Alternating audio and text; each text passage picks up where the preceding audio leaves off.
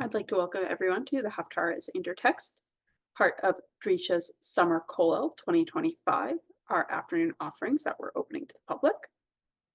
Whether you're just joining us for the afternoon or you're coming from this morning's Kollel session, we're glad to have you here, where we have the pleasure of learning with Rabbi Kelsen. Rabbi Kelsen is the Chief Education Officer at Drisha and has taught here quite often, and we're always glad to have him. And we don't have any source sheets for today, but I'm going to just pass things on to Rabbi Kelsen. Great. Thank you very much, Kayla. Hi, everybody. Good to see old friends and some new joining in. And indeed, we launched our Drisha Kollel, Summer Kollel yesterday. Yasmin, I think that you're in there, maybe others, and others may join as well. And the Kollel there is learning Sanhedrin, the beginning of Masechet Sanhedrin, quite intensively. It happens to be that today's Haftarah relates to that material, so that's an added bonus. But in general, the Haftarah may not coincide thematically with the material in Sanhedrin, but always provides rich opportunities for learning nonetheless. I would be remiss. I see people, entering. Kayla, you're monitoring the waiting room, right? Okay, great, thank you. So I would just remiss to not note the momentous times that we're living in. I'm speaking to you here from Jerusalem, and we started the Kollel yesterday with recitation of Psalms. And with our Torah learning as intensively as we are focused internally, we, in sort of the imagery of Rabbi Yehuda Amital, keep our eyes, on the window, and what's happening elsewhere in the world, and of course what's happening in Israel and the Middle East. So with blessings and with hopes for peace, every day is different. With hopes for peace, Talmidei Chachamim Marbim Shalom Ba'olam. That in some ways we hope, amongst all the other goals that we're sort of marching towards in our learning, we do hope that it contributes in its own way towards a world of greater peace. May there be peace in Jerusalem and peace around the world. Amen. This week's Parsha is Parshat Korach, and the Haftarah therefore will be the Haftarah for Parshat Korach. I'm going to just note, just for a couple sentences, that several people here, have learned in this context regularly. But only just for those who have not.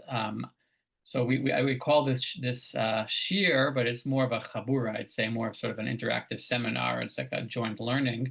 Haftarah as intertext, and the premise of our exploration together is that the pairing of the Haftarah, the selection from the prophets, with a given Torah portion from the Chumash, that the pairing is deeper than might often seem, and the meaning of the pairing is something that we can really try to explore together. To put it differently, the Haftarah's intertext, Haftarah might be thought of as an early commentary or prism through which to think about the given passage in the Torah and the Chumash.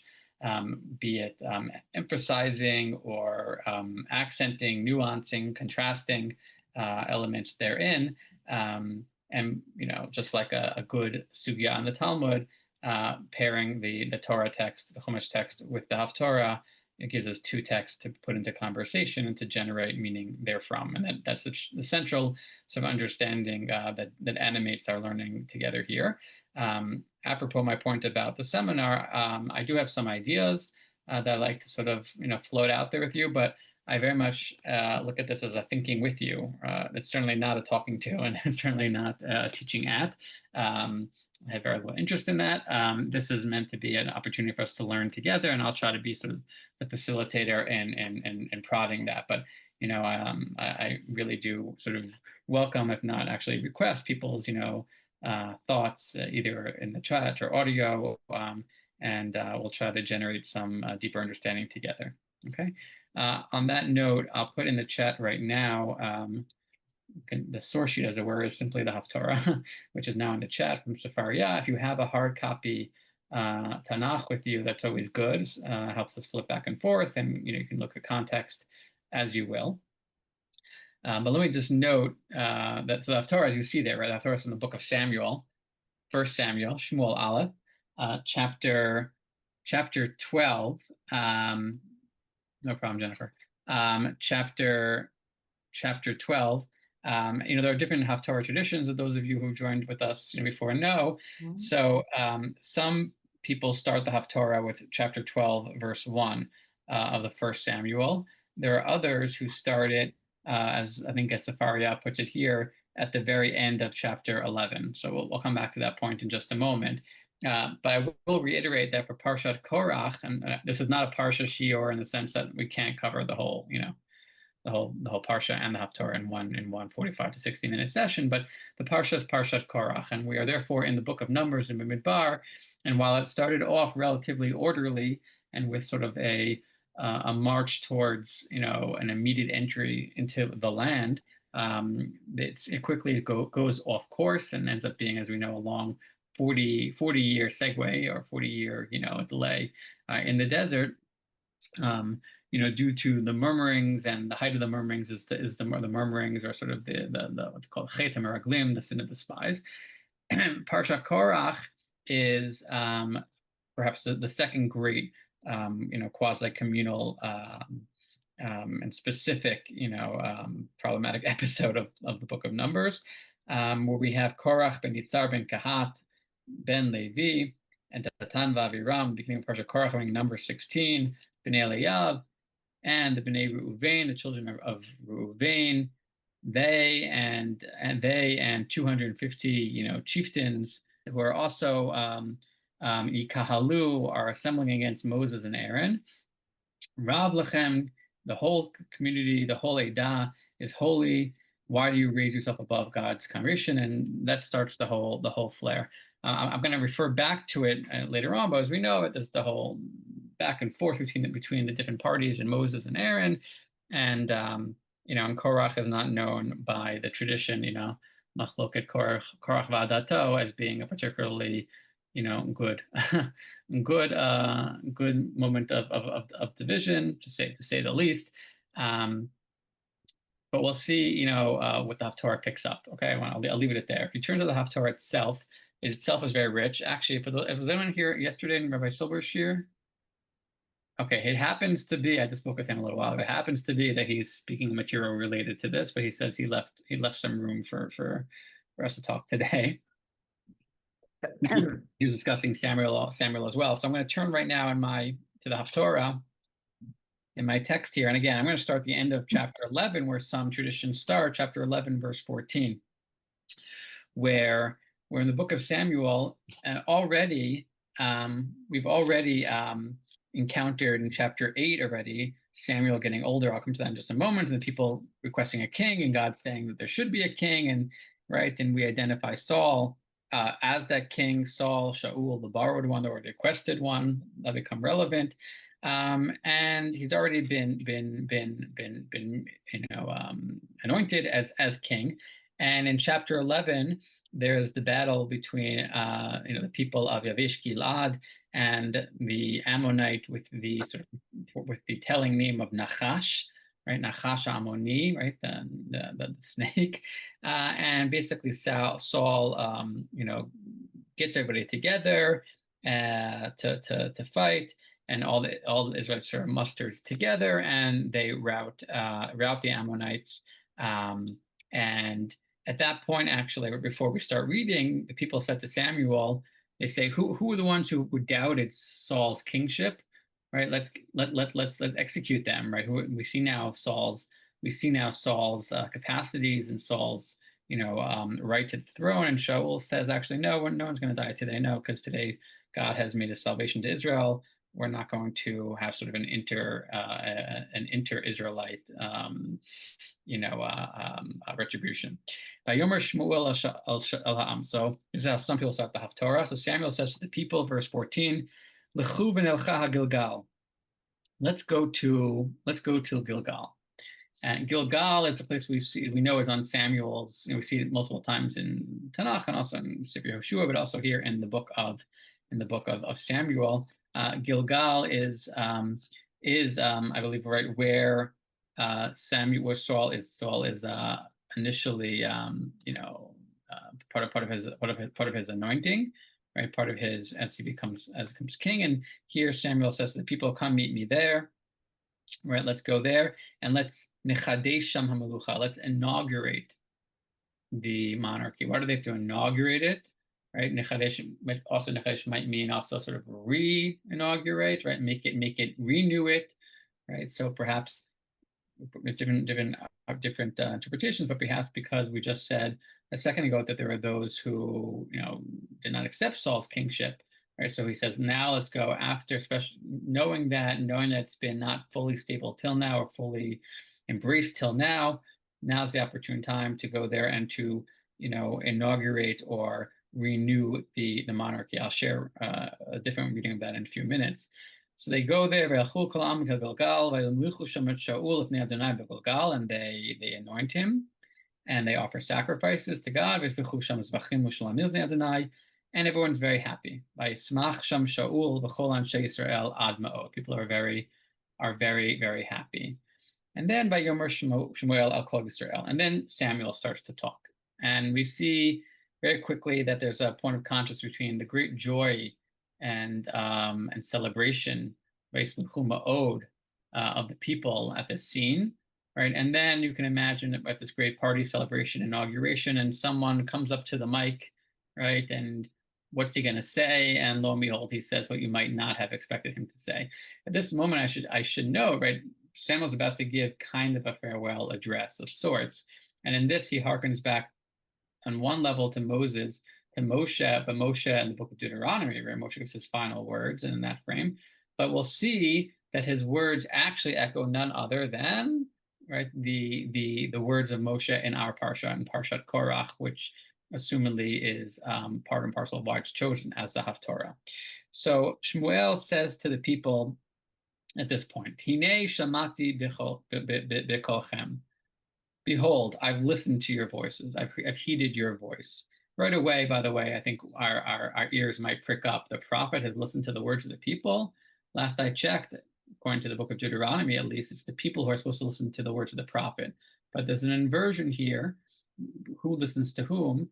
And it might actually be an inherent dance or dialectic or tension within any political leadership, as we all know very well. Those who sort of, right, those who follow the polls and follow their base as opposed to leading their base, or it's actually a dance back and forth, right? So, on the one hand, Samuel saying, I listened to you, and you hear an echo, a little sense of rebuke, but on the other hand, indeed, this is part of the political nuance of the book of Shmuel. Indeed, the leader actually listens to the voice of the people. In this case, I should say, back in chapter 8, when the people first request a king, so God says to Samuel repeatedly, listen to their voice, hearken to their voice, listen to them.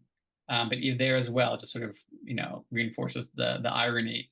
Prophet, listen to the people, as opposed to people listen to the prophet. Hinei shamati b'cholchem. So I've listened to, he says, l'chol asher amartem li v'amlich aleichem melech. Right, and I have set a king over you. And behold, JPS has henceforth, right? The king will be your leader henceforth, in the sense of here's his goodbye speech. Or right now he is walking in front of you, mitalech lifnechem, continuously walking in front of you, right? I think like with God, right? God is mitalech bagan, right? God is walking the garden. Also, I believe, in the book of Esther, we have this as well. It might have some sort of royal resonance, I'm suggesting, but he's mitalech lifnechem, going out, walking in front of you, perhaps going out before you, in the sense of sort of a martial resonance to this, right? That the king is warrior. And here I want to pause at the coming words and sort of see what you think of it.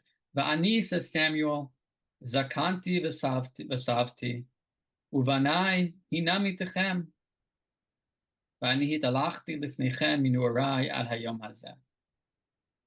So says Samuel, but as for me, I'm old and I'm gray. And my sons, behold, they're with you. Hinami techem. And I've walked with you all my days. I've served you, in other words, I've been your leader, says JPS, all my days from my youth until today. Okay. Now, what I wanted to discuss with you at this moment, to pause right here, is this notion of I'm old and my sons are here. And the reason I want to raise this with you is internally to Shmuel and also in light of our parsha. To wit, we know from chapter 8 of the book of Samuel that Kasher Zaken Shmuel, as Samuel is getting older, right, and he's looking towards his legacy, right? He's Aleph Lapanai, says Debbie, thank you, right? As he's looking towards his legacy, he's encountering, right, he's becoming aware of his growing mortality. Perhaps, by the way, he's less able to wander around, right? He can't actually do it by Zoom, so he has to go places. But getting older, it's getting harder. So Vayasam Banav Shoftim Israel, he makes his sons as judges over Israel. And he has a son Yoel and the son Aviyah, who are Shoftim.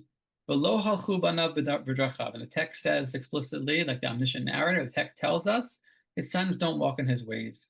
And they're corrupt. They accept bribes. Vayatu mishpat, and they subvert justice. So we know that they're not following in his ways. This is an eerie recollection for us for the book of Shmuel, because we know the sons of Eli, right, the priestly leader in the beginning of the book, his sons as well, don't walk in his ways, and that dooms that's part of the doom of the house of Eli, and perhaps of the rule of Kohanim of Shiloh. Samuel, who's supposed to be, right, he's the promised son, right, who's the adopted son of Eli in a sense. So he is righteous, but his own sons, right, don't continue in that direction. And this is why the people come to him and they say, Atazakanta, uvanecha lo halchu b'drachecha. You've gotten old, they're not following in your ways, so give us a king, we need a king. And Samuel prays to God, and God says to him, yeah, this is, you should listen to them, you should do what they say. So Samuel, is told this in chapter 8. And yet here we see Samuel saying, I'm old, true. Ooh, in the sense of but, contrasting, I would say, my sons are with you. So I guess the question I put to you is, what does he mean by that? Meaning, what's the force of those words? If he was told already by the people that we know you have sons and we know that they're with us, but they're not the leaders that we want or need, right? They're corrupted. So what does it help to say, Ubanai hine amatechem? I pose that to you. Any thoughts? Beth, what do you think, Beth? There's something in this Haftarah that has to do with the cycling of things. And we see that first in that last pasuk from chapter 11, where Gilgal, Gilgal, Gilgal is said over and over. And we've got this swirling, twirling, turning. Mm-hmm. And so Samuel's been righteous and he's been a wonderful leader. I don't know. But now, oh yeah, okay. But he's been, compared to his sons, he's righteous.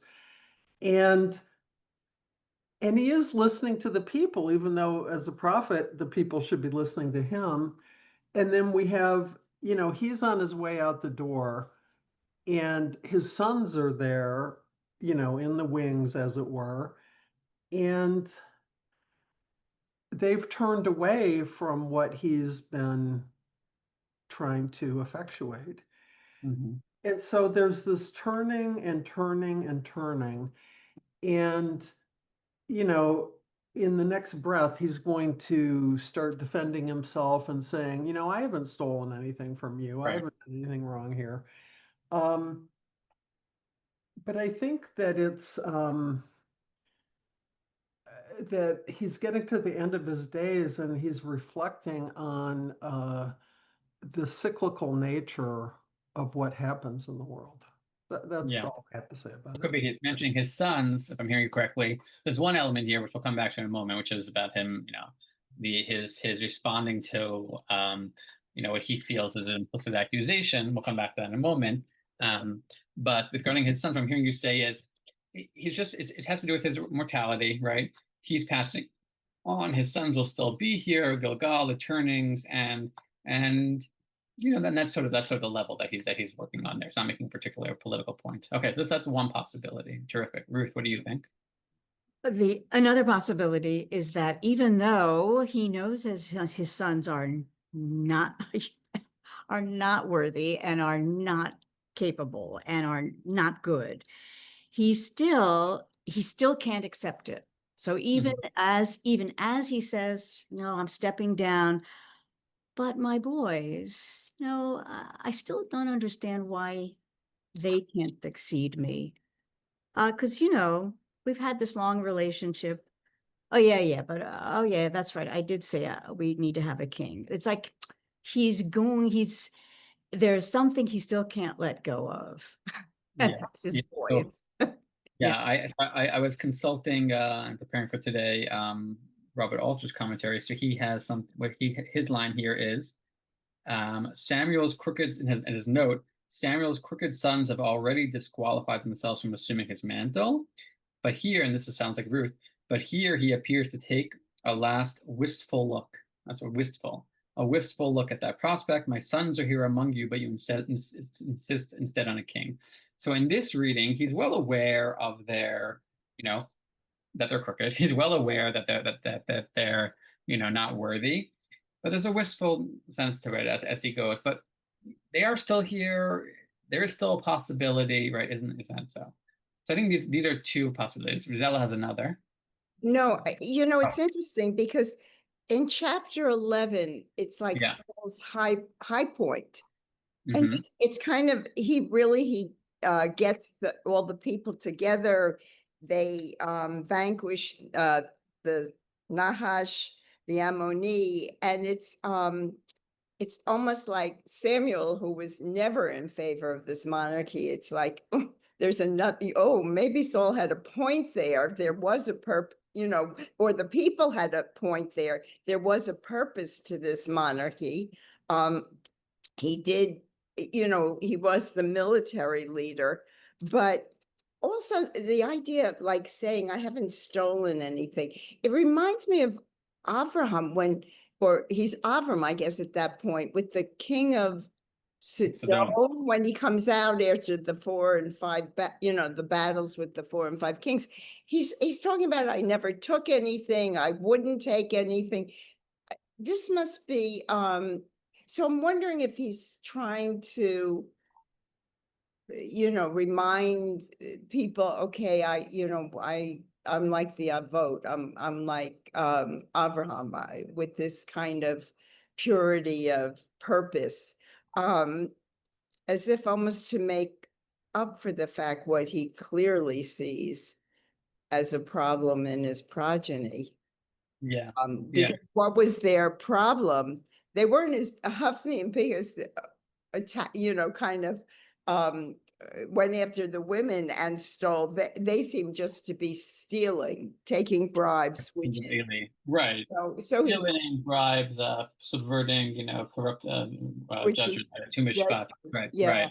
So it's interesting. Like there's a lot of stuff coming into this mix. Yeah, I think that you're right to point to Avram in the sense of I'm not I don't have any I'm not taking any grafts, right? I'm not looking to gain from this, right? It's a total giving.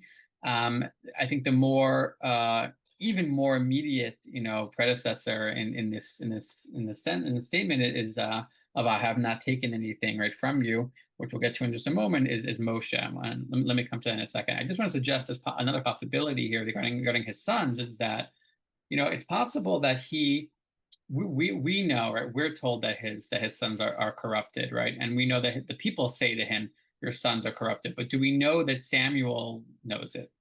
Do we know that Samuel himself believes it? And I'm not 100% sure. And I wonder, I just put this out thinking with you. I wonder if Samuel here, I'll remind you then chapter 8, right? When this happens, right, he prays to God and God says to him, listen to them. And it's not you they have ma'asu, not you that they have rejected. It's me that they rejected as their king, right? And God says, it's not about you. It's fundamentally about me. But why would we get the idea that Samuel thinks that they're rejecting him? Well, it's because they're looking to replace the model, right? They say you're old, right? And your sons are, sons are not worthy. I wonder if he believes them. I wonder if he actually thinks, no, that's sort of a conceit, right? But in truth, actually, there is a rejection of me here. And he comes back to that. He reiterates that in this text in chapter 12 over here. My sons are still here, right? After all. So I wonder, and the reason I say that is because exactly what you guys keep talking about, which is as he goes on, he says, he makes him basically take an oath. He imagines sort of a prosecution, right? Where he's on the defense, or at least a court case between the two of them, right? And God is the judge or something. Testify against me, right? Whose ox have I taken? Whose ass have I taken? Whom have I defrauded? Who have I taken, co-fare for? How would we say that? Whom have I robbed, or have I taken a bribe to look the other way, right, etc. And they say, no, you haven't done it at all. And he says to them, Eid Adonai Bachem, ve'ed Mishicho, right? So God is witness. God's anointed himself here as the witness, right? And they say Eid, and they say indeed. So he makes him. Why does he go through all of that? And I would argue that he goes through all of that after they haven't said anything to him about him being himself corrupted. They haven't said boo about that. Where does he get that from? And one possibility is that he's assuming they must have found fault in him, and that's why they're looking to replace him. That fundamentally, at some level, Samuel is not at peace with the notion that the request for a king is not about Samuel, it's about a request for a king. Samuel does assume at some level that it's a rejection of him. And that's why I would argue, perhaps one reason he insists on this sort of formalized statement on their part, testimony. No, you haven't stolen from us. Who said he did? Right? But no one said he did. Right? There's no hint that they're concerned that he himself is taking shochat. Right? And so there's no explicit hint, unless it's implicit. Unless I'm arguing that Samuel assumes, he's suspicious and assumes throughout that perhaps what underlies this is rejection of him himself. By point of contrast, let's think about Moshe. One, we'll note that in the challenges to Moshe's authority, and Aaron as well, by, let's say, Korach, for example. So, but also more broadly, at no point do we see Moshe, right? Moshe can't enter the land. Moshe has to have, Joshua take over, etc. At no point, by the way, does Moshe seem to be concerned about the status of his own sons, which I find interesting in the contrast here, right? Why is Moshe never, concerned about his sons, Gershom, right, Elazar, which we don't know too much about them. There's a Gemara about, one of his children being involved in an episode in the Book of Judges, but I'll leave that alone for now. But at least explicitly in the text, it doesn't even seem to be a havami. It doesn't even seem to occur to him. And I wonder if that's because it's not. Right? Moshe is indeed at first reluctant, and then absolutely dedicated servant of the people and leader of the people. Moshe Anav, totally at their service, totally humble, willing to actually have his name struck from the book rather than having the people, right, be destroyed. For Moshe, it's actually not about his sons. There's no havim about his sons whatsoever. It doesn't even occur to him. Moshe's not that kind of leader. He's perfectly happy for others to take leadership, etc. And in that note, right, again, Samuel's concern about his sons does not shine so brightly, right? It's taken, I think, as maybe perhaps has a problematic note to it. But I'll also say more to the point, and then I'll take all your hands, which I'm happy to see, right? Beth and Ruth and anyone else. More to the point here, right? Moshe is the one who says, when they challenge him in our parsha, right? When they say to Moshe, he calls the Datan v'Aviram b'nei Eliyahu, they say, we're not going to come to you. Is it not enough that you brought us from this land flowing with milk and honey, nice inversion there itself, right, to die in the wilderness? And now, ki tistarer aleinu gam histarer, right, those famous words, those celebrated words, we will also continuously lord it over us. Will you be a sar over us? One wonders, the reader hears here, maybe Moshe himself hears here, his initial encounter with the people of Israel, his brethren, when he goes out to, save his fellows from their fighting. Who made you an ish sar v'shofet? Alena, who made you a sar?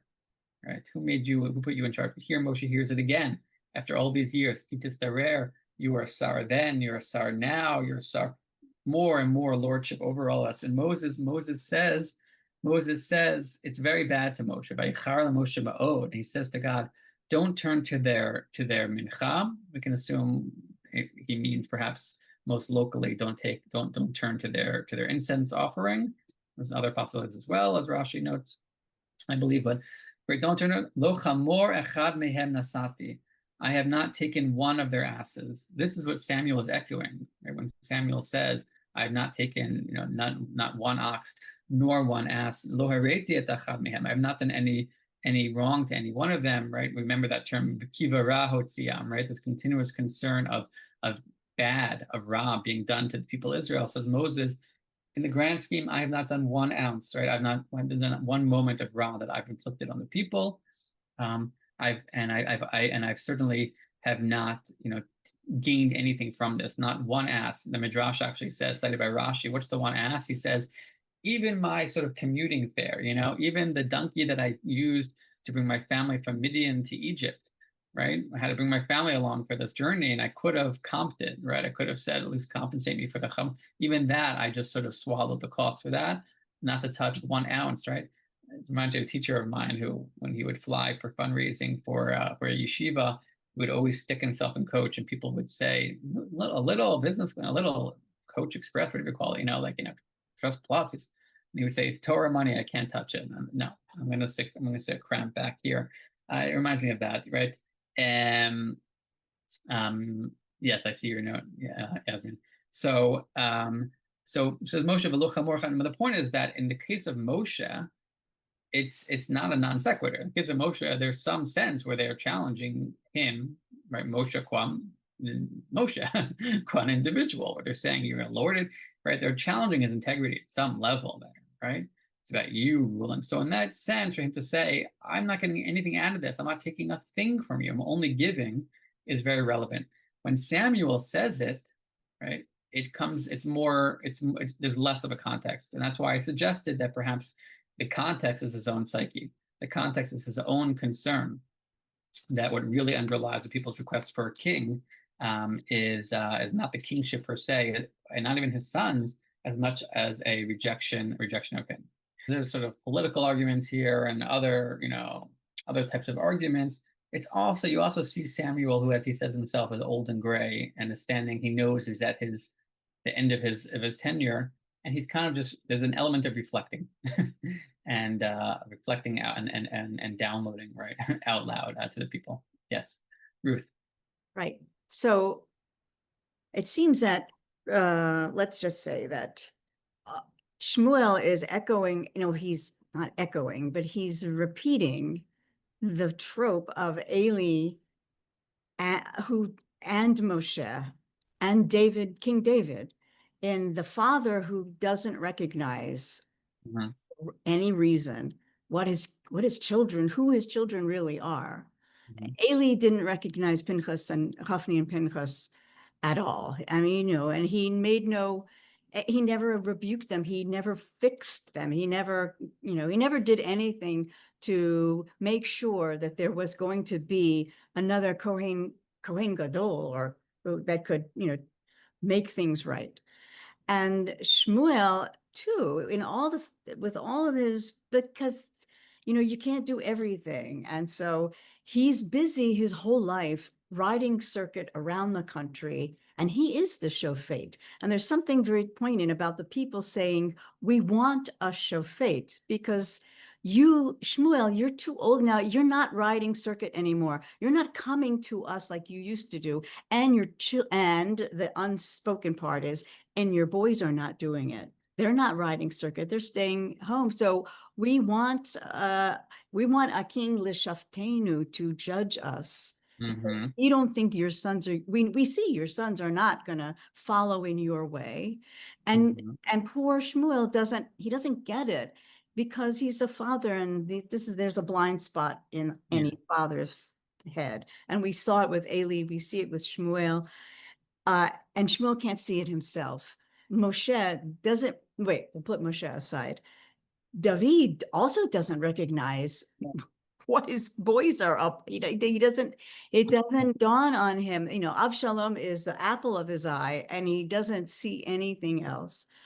Moshe, in this string of fathers, is the only one who makes sure that there will be a succession, and he doesn't need it to be his sons. And he asks Hashem, I want you to tell me who should succeed me. I need you to do the appointing. And Yehoshua is the one who, rises up out of the mix. So Moshe is the only one of these fathers who is clear-sighted enough to realize that his sons will never be and can't. And he turns to God and he says, tell me, pick somebody. And then Yehoshua is his successor, and he's perfectly happy with that. But Right. Shmuel, And maybe not quite. yeah. Shmuel has not looked for the future. He's just floating along, assuming somehow or other that his sons, who he raised or he thought he raised, who will follow in his steps and be a shofet like he was. And the people see what he doesn't, just like the people saw what David didn't see. So right. No, well said. And I just to note that, right, Moshe is the one at the end of the book of Devarim who wrote told lo chata'enu, right, that his eyes did not dim, right? Unlike, let's say, Isaac and his sons, Moses' eyes don't dim. So Moses sees well to the end. Yeah, so I think it's clear that, the Haftarah is, again, the choice of Torah after this week's Parsha is picking up on this line and the way that Samuel is echoing Moshe's line here. We've argued so far that he's echoing the line about, I have not taken anything, because he assumes implicitly that the people are suspecting him or are rejecting him because of some demerit on his part. There are other possibilities. So just a little note, just to substantiate my argument, that was driving him fundamentally is a concern about his own status or his own reputation or what they think of him. When God says to him in chapter 8, he says, they rejected me, they always rejected me, it's not about you, but listen to them, and but you should testify to them, and warn them. In the GPS says warn them solemnly, and tell them about the practices of the king. Well, he does tell them in the rest of the Haftarah, right, a bit about what's going to happen. Let me just open up here again to make sure I'm saying this correct, right? He does say to them, right, the story, what's happening, here's the king that you've chosen, and he tells them how it's going to go as long as you follow God's way and such. But the ha'ed part, the testimony part, he reserves not for warning them about the king, but more aid, he says, right, that he has not taken anything from them, right? Right, the aid Hashem bachem, ve'ed mishicho, vayomer aid, etc. So he transposes, or he reserves the testimony to be not vis-a-vis the people, telling them about what it means what a king will mean to them, but rather, let me confirm, right, on the public record before I leave the stage here, that I have not taken anything because I suspect, right, that you think that I have. So this is one way of reading Samuel here, and we put him in light of Moshe because he is, as very Silver was teaching yesterday, apparently, right? He is in some senses a Moses-esque character, and there are certainly similarities. Moshe, Aaron, Mechohanav, Shmuel, B'Korei Shemo, but there's also differences, right, vis-a-vis his relationship or his assumptions about his children, vis-a-vis his own sense of his own sense of the division or not division between his own personhood and the role. Okay. Now I want to suggest just briefly another option here as to why he's mentioning that I'm not taking anything from you, and that's because the concern of the king, right? At least Samuel, at least when he warns the people in chapters 8 and such about the king, he says, this is Mishpat HaMelech. Here's what he's gonna do. He's just gonna take and take and take and take. That's what the king does. He takes from you, including, by the way, he'll take your all your things and your daughters, right, and your field and your servants, and also your asses. And I wonder here, and hence after this occurred to me, I saw others said it as well. If he is implicitly contrasting himself with the king, that is to say, you want to replace me with that guy? you want to replace the prophet Shofet with the king, the taker, I'm the one who doesn't take a thing from you, right? And you all agree on never taking anything from you. So at some level, it's actually that's what's motivating him. Perhaps it's another way of reading this. But I think that he goes on in the Haftarah either way to tell them the story of the people, right? He who anointed Moshe and Aaron, right, and took them out of Egypt, right, and the period of the Shoftim, which he ends with himself, right, and that's the ideal model, etc. But you chose instead a different king, and as Rabbi Silber has taught, right, you chose a king in verse 13, but God and God's given you a king, but God in fact is your king, right? And that, in fact, that's part of the problem of your desiring a human king. If God is your king, why are you desiring a human king? But I think that for me, and as we sort of wrap up for today's beginning of understanding the Haftarah section to the Parsha, for me, what really jumps out, at least the beginning of the Haftarah, is the following, right? Some people focus on the way both the Haftarah and the Parsha represent an overturning of leadership models, right, or an attempted overturning of leadership models, Korach vis-a-vis Moshe and Aaron, and the people vis-a-vis Shmuel, and that's certainly part of what's happening here. But if you will, my attention is more drawn, for whatever reasons, today towards the more personal, or if you will, personal political, right? The ways in which these leaders, Moshe and Shmuel alike, but in their own different ways, but nonetheless, Moshe and Shmuel alike, feel that at some level, right, their personhood and their own integrity is implicated, right, with their positions and with challenges to their positions, right? More justifiably, less justifiably, more based in external reality, more based on internal psychological, contingencies. Okay, so that we can talk about, some differences and distinctions. But overall, I think that there's a very poignant effect of the juxtaposition of the Haftarah to the Parsha, which is to render prominent, right, to emphasize, right, this element of the political leader. And it's true today as well, of course, right, the extent to which we wonder about our political leaders. To what extent are they operating,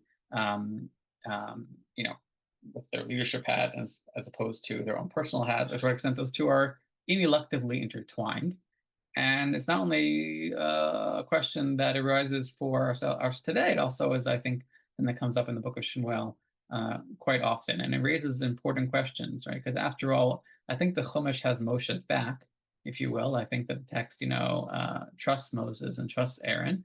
In the Hasidic tradition, actually, Korach also is trusted, but, it's sort of seen as a fundamentally a substantive argument, which could be redeemed. Korach is, but I'll leave that alone for now. I think the Chumash is not the way it goes. But the Chumash has Moshe's back, and yet the challenge and the question that leaves us with about how we, to what extent the political and the personal can ever be separated one from the other, and where we go with that, whatever model of leadership we adopt, I think that's a perennial one. And I would argue that the pairing of this Haftarah with this Parsha, again, emphasizes that, sort of casts it into very stark, poignant relief, and leaves us with questions to think about. So I'm going to stop here. I'll hang on for another couple of minutes, as I like to do, just to hear other people's thoughts. But thank you very much for being with us. And this is what we do. Hope to see you again next week. Thank you, everyone who is joining us in this class that's starting. And I just want to highlight one more new upcoming class. Starting on July 6th, Mishnah in Depth will be returning to live Zoom classes for Masechet Horayot. It will resume on Sundays at 1 p.m. Eastern US time. And you can sign up at drisha.org/classes. I hope to see more of you at the rest of the summer call offerings, and take care. Thank you.